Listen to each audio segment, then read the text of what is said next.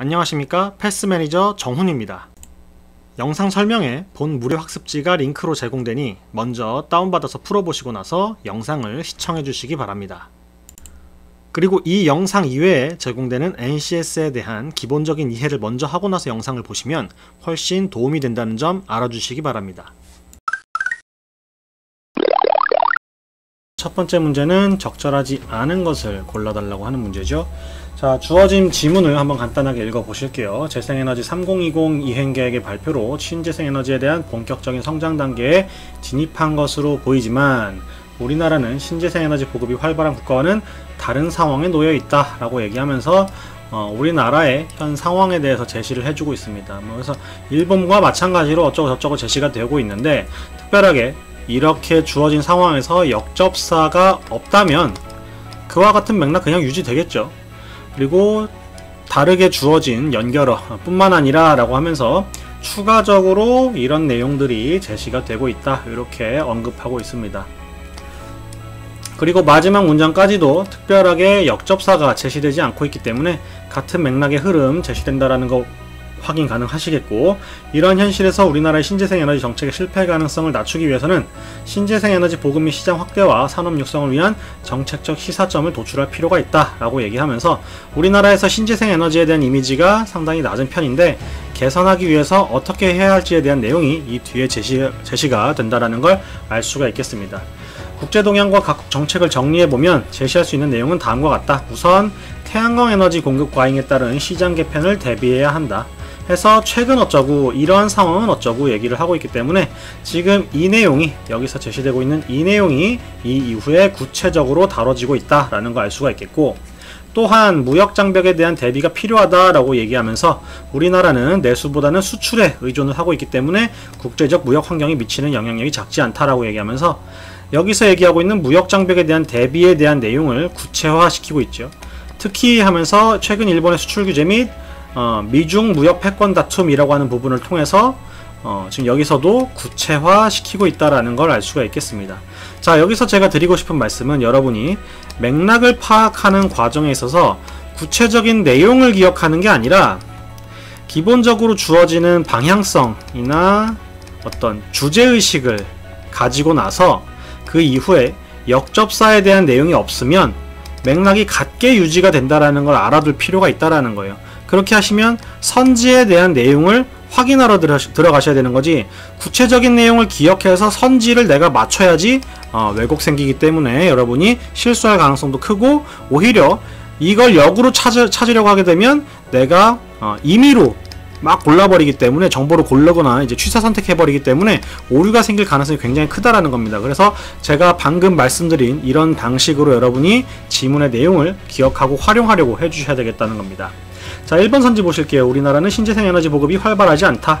맞는 얘기죠. 지금 다른 국가와, 신재생에너지 보급이 활발한 국가와는 다른 상황에 놓여있다라고 제시가 되어 있고, 일본의 수출 규제로 인해서 신재생에너지 무역 환경에도 부정적 공급 충격이 발생했다라는 게 아니죠. 지금 여기에서 내가 구체적으로 확인하시면 될 텐데, 제가 지금 했던 것처럼 틀렸다라고 보실 수도 있겠지만 이거 여기서 다뤄지던데 해서 올라가서 확인하시면 되겠습니다. 내가 올라가야 되는 것에 대해서 불편함을 느끼시면 안 돼요.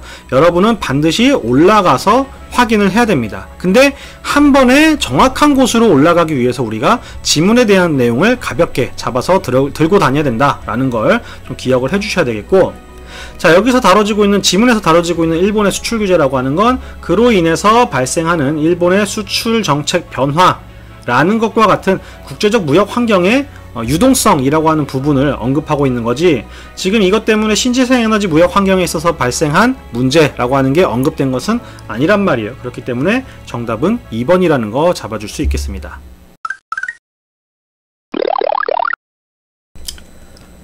자, 2번 문제 보시겠습니다. 기사문의 취지를 잘못 이해하고 있는 사람은 기사문 내용 보실게요. 장애인 활동보조 서비스를 수행하는 활동보조인은 이런 나이 구간에서 기본교육 40시간과 보수교육 20시간 총 60시간의 소정교육을 받은 사람이 하는 거다. 그런데 최근 이러한 단기간의 교육만으로는 원활한 질적 서비스를 제공하기 어렵다라고 얘기를 하면서 교육시간이 너무 짧다라는 걸 언급하고 있죠.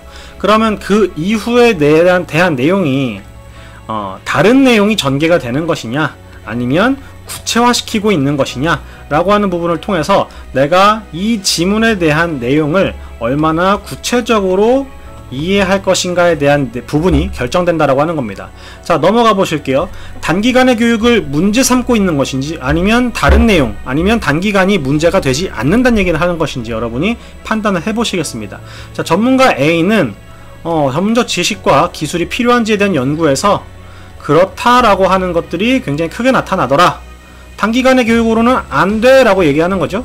자, 직업군을 살펴보면 주부가 80%고 일반인이 8.1%, 대학생이 2.4%인데 결국 자격 제한에 관련 분야 교육 이수 및 유경험자를 필수 요건으로 하지 않고 40시간, 즉 하루 4시간씩 15일이면 이수가 가능한 단기간의 교육으로 충분한 교육 훈련이 이루어질 수 있을지 의문스럽다라고 얘기하면서 앞에서 얘기한 부분 뭐죠? 단기간의 교육으로는 안 돼 라는 것이 이 기사의 취지이자 주제라는 걸 알 수가 있겠습니다. 해서 여러분이 어떤 내용을 파악하시고 나면 그것에 대한 내용을 구체화시키기 위해서 지문을 구체적으로 읽으실 필요는 없어요. 그렇게 하시면 오히려 왜곡이 발생할 가능성이 크기 때문에 구체적으로 가져가지 않게끔 내가 소재만 골라서 가져갈 수 있게끔 좀 신경을 써주셔야 되겠다라고 하는 겁니다. 자, 1번 선지는 60시간이라는 교육시간은 너무 짧지. 같은 취지에 대한 내용이죠. 그 시간만으로는 그렇지만 대학교 한 학기 수업보다 많은 시간인데 이 친구도 같은 소재를 다루고 내용을 그 같은 내용을 얘기를 하고 있는 겁니다. 다만 방향이 반대일 뿐인 거죠. 그래서 다른 친구들이 다 진호 또는 이 기사문과 같은 내용을 얘기한다면 이 친구가 정답이 될 가능성이 높겠지만 3번 보시면 물론 임금을 높여준다면 더 높은 수준을 갖춘 인력을 모집할 수 있겠지라고 얘기하면서 문제는 저임금이야 라고 완전히 소재 자체가 다른 얘기를 해버리기 때문에 3번이 답이라는 걸 알 수가 있겠습니다.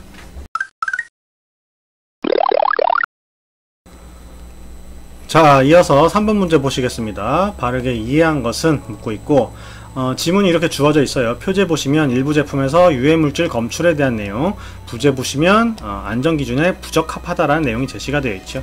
그럼 당연히 이러한 것들을 지문에서 구체적으로 다루고 있을 겁니다. 자, 첫 번째 문단을 통해 보시면 뭐 간단한 배경이나 서문의 형태라고 여러분이 보실 수 있기 때문에 빠르게 넘어가 주시고 두 번째 문단부터 이제 구체적으로 여기 부제와 표제에서 다뤄주고 있는 내용이 언급이 될 겁니다. 자, 첫 번째 소재 보시면 6개 제품에 대해서 안전기준이 문제가 되더라. 5개는 포름알데히드, 2개는 pH에 대해서 문제가 된다라는 내용이 제시가 되고 있죠.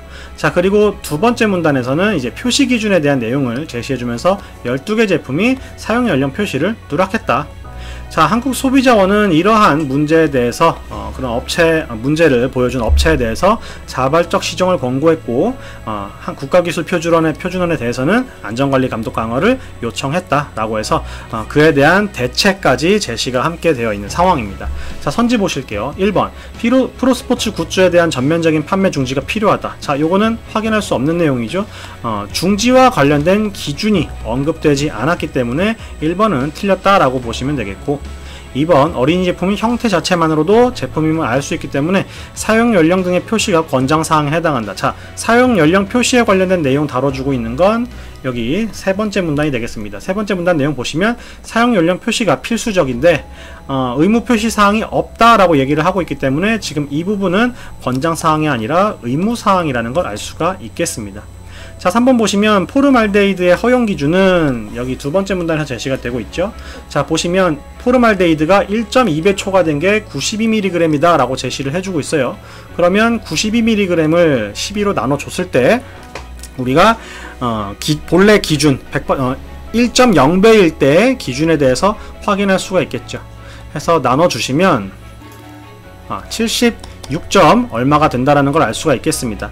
계산해 보시면 뭐 76.5 이렇게 알 수 있는데 어쨌든 78이라는 걸 언급할 수 있는 근거가 없기 때문에 3번도 틀렸다라는 거 확인 가능하시겠습니다. 자, 포름알데히드와 pH에 있어서 안전기준을 모두 초과한 제품은 1개다 라고 제시가 되어 있어요. 지금 13개 중에서 6개가 안전기준을 초과했다라고 제시하고 있는데 13개 중에 5개는 포름알데히드, 2개는 pH가 문제가 된다라고 하면 5개와 2개를 합해서 6개야 라고 하고 있는 거기 때문에 한 개 업체 같은 경우에는 두 가지가 모두 초과된 상황이라는 걸 알 수가 있겠죠. 해서 정답은 4번입니다. 자, 4번 문제 보시겠습니다. 바르게 이해한 것은? 이라고 묻고 있고, 지문 보시면 지표면은 일사량과 이런 수분 함량, 희생 분포에 따라서 기압이 달라지고 다양한 기상 현상이 나타난다 라고 제시를 해주고 있습니다. 그래서 고기압과 저기압에 대해서 언급을 하고 있죠. 기압이 서로 다른 지역에서의 바람은 고기압에서 저기압으로 분다라고 하면서 이 기압의 차이에 따른 내용을 구체적으로 다양하게 다뤄주고 있습니다. 자, 고기압 중심에서는 하강기류가 발생을 하고 어쩌고저쩌고 해서 고기압에서의 얘기를 해주고 있고, 반면에 라고 해서 대비적인 상황을 언급해주고 있죠. 저기압 중심이 되면 앞에서 고기압에서의 특징이 있을 때 그것들이 전부 없고, 저기압에서의 특징이 있으면 고기압에서는 해당되지 않는 표현으로서 반면에가 제시가 되어 있습니다. 그래서 저기압에서의 특징과 고기압에서의 특징을 이 반면에를 기준으로 우리가 비교해서 확인하면 되겠다라고 생각을 하시면 되겠고, 자, 그 다음 문단으로 넘어가시면 그 얘기가 끝날 거예요. 고기압과 저기압에 대한 내용이 끝나고 새로운 내용이 제시가 될 겁니다. 자, 첫 번째 문장 보시면 지표면에 성질이 닮게 된다 라고 얘기를 하면서 기단에 대한 설명을 해주고 있죠. 그래서 기단의 발원지는 무엇이다 라고 언급을 하고, 온도에 따라서 그리고 수증기 함량에 따라서 기단의 종류가 구분되고 있다는 걸 보여주고 있습니다. 그리고 기단이 발원지에서 이동하면 이라고 해서 케이스에 대한 내용을 다뤄주고 있고, 이 표현이 그대로 활용될 수 있는 거기 때문에 여러분이 반드시 체크해서 그 다음에 대한 내용을 활용하실 수 있어야 되겠습니다. 기단의 변질 역시 기단이 발원지에서 이동화면에 대한 내용과 다른 소재가 되는 거기 때문에 구체화시켜서 이렇게 체크하고 넘어가 주시면 되겠죠. 자, 1번 선지 보시면 저기압이 형성되는 이유라고 했기 때문에 저기압을 다뤄주고 있는 이 부분, 첫 번째 문단에서의 이 부분에 가서 확인해 주시면 되겠습니다. 자, 저기압이 형성되는 이유였기 때문에 쭉 읽어봐 보시면 지금 여기서 확인할 수 있는 건 저기압에서 구름이 생성된다라는 거지, 구름이 생성되었기 때문에 저기압이 형성되는 것이 아니라는 걸 확인할 수가 있겠습니다. 자, 그 다음에 2번 선지 같은 경우에는 적도기단이면서 대륙성 기단의 성격을 갖는 기단. 자, 기단에 대한 내용은 두 번째 문단, 그리고 온도와 수증기 함량에 따라서 각 적도 기단에 대한 구분을 해줬었죠. 근데 온도 기단에 대한 구분과 수증기에 대한 구분이 당연히 혼재할 수 있는 거기 때문에 이 두 개의 성격을 갖는 기단은 존재할 수 있다라고 볼 수가 있겠습니다. 이런 부분을 통해서는 이제 적도와 열대가 동시에 가능한 기단이라는 건 없겠죠. 온도를 통해서 기준선에 따라서는 얘네가 서로 완전히 다른 거기 때문에 그럴 수는 없겠지만, 서로 다른 기준을 바탕으로 당연히 함께 이제 공존할 수 있는 것들이 있을 수 있으니까, 부정되지 않는 한 존재할 수 있는 거기 때문에 그렇게 해서 2번 틀렸다라는 거 보시면 되겠습니다. 자, 그 다음에 3번 보시면 기단이 발원지에서 이동하면 이라고 제시가 되어 있는 거니까 케이스 그대로 확인하셔서 그에 대한 내용 쭉 읽어볼 수 있겠고, 원래의 성질을 잃어버리게 된다, 3번 정답이다 라는 거 확인 가능하시겠죠. 자, 5번 문제 보시겠습니다. 주장을 잡아달라 라고 얘기를 하고 있어요. 자, 첫 번째 문단부터 보시면 항공인은 운행뿐만 아니라 이착륙 과정에서 대기오염 물질을 배출하고 특히 배출량이 크게 증가하는 특성을 보유한다. 특히 영국에서는 엄청나게 많은 비중을 차지한다. 그렇기 때문에 공항은 오염원을 전파시키는 주범이다 라고 얘기하면서 첫 번째 문단에서는 어쨌든 항공 서비스, 특히 공항이 오염에 얼마나 주된 역할을 하는지에 대한 내용을 다뤄주고 있죠. 자, 두 번째 문단 넘어가시면 영국 정부는 항공기 대기오염 배출 관련해서 아까 언급하던 내용을 그대로 받아주고 있어요. 그러면서 영국 정부가 주어가 되어서 하고자 하는 것이 대기질 개선에 기여할 것을 촉구하고 있다. 정부 차원에서도 라고 얘기를 하고 있기 때문에 지금 영국에서 이 공항과 항공산업과 관련해서 발생하고 있는 문제를 어떻게 해결할 것인가에 대한 내용이 쭉 제시가 된다라는 겁니다. 이걸 다 읽어봐서 우리가 그런 내용을 다루는 거구나가 아니라, 역접사가 없기 때문에 그러면 맥락이 같겠지, 소재가 유지되겠지, 문단도 같고 역접사도 없으니까 유지되고 있겠지. 그러니까 마지막에 그래서 무슨 얘기 하는지 보면 되겠지. 근데 역접사가 또 없네. 그러니까 이 내용이 주장이겠다 라는 식으로 여러분이 사고를 해주시면 된다라고 하는 겁니다. 자, 영국은 공항체계가 대기업에 심각한 영향을 미치는 사실을 인지하고 세부 이행계획 수립 및 이행과제를 설정하고 있다 라고 얘기하면서 정답은 3번이다 라는 걸 확인하실 수 있겠습니다.